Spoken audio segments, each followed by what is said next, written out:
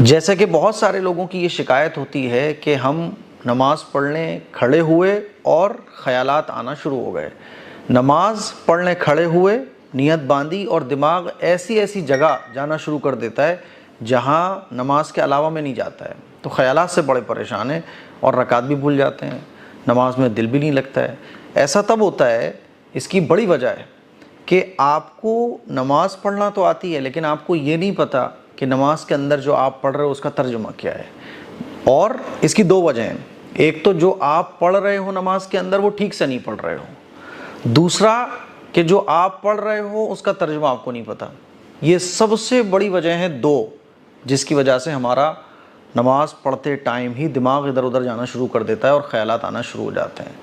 آپ جو نماز میں پڑھتے ہو وہ آپ کو اچھے طریقے سے پڑھنا آنا چاہیے. جیسے کہ مان لیجئے سبحانک اللہ ہمیں پڑھنا ہے نیت باندھنے کے بعد، تو سبحانک اللہ ہماری ٹھیک ہونا چاہیے.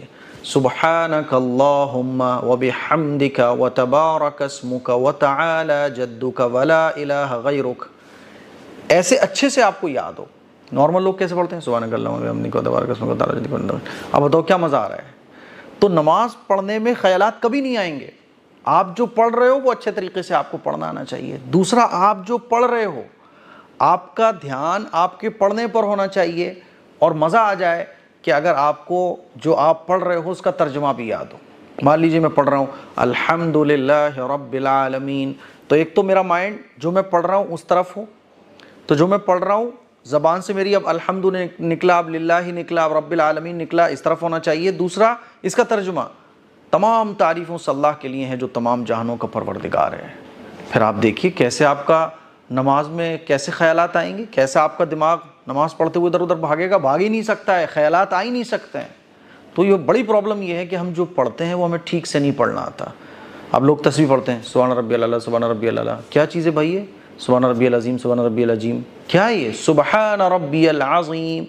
پڑھ کے دیکھیے آپ ایک بار اور اس کا آپ کو ترجمہ پتہ ہو. اللہ تو بڑی تعریف والا ہے، یا اللہ تو بڑی بادشاہت والا ہے، یا اللہ تو مجھے سیدھے راستے کی توفیق دے، یا اللہ تو مجھے سیدھے راستے پر چلا، یا اللہ تو ہی قیامت کے دن کا مالک ہے، اللہ تو ایک ہے، اللہ تیرے برابر کوئی نہیں، نہ تو کسی کی اولاد ہے نہ کوئی تیری اولاد ہے. جب آپ کو ترجمہ پتہ ہوگا نا، نماز کے اندر خیالات آ ہی نہیں سکتے. میں لکھ کے دے رہا ہوں آپ کو. تو اسی لیے دو چیزوں پر دھیان دینا ہے. ایک تو جو آپ پڑھ رہے ہو وہ ٹھیک سے پڑھنا آنا چاہیے. دوسرا، جو آپ پڑھ رہے ہو اس کا ترجمہ آپ کو پتہ ہو.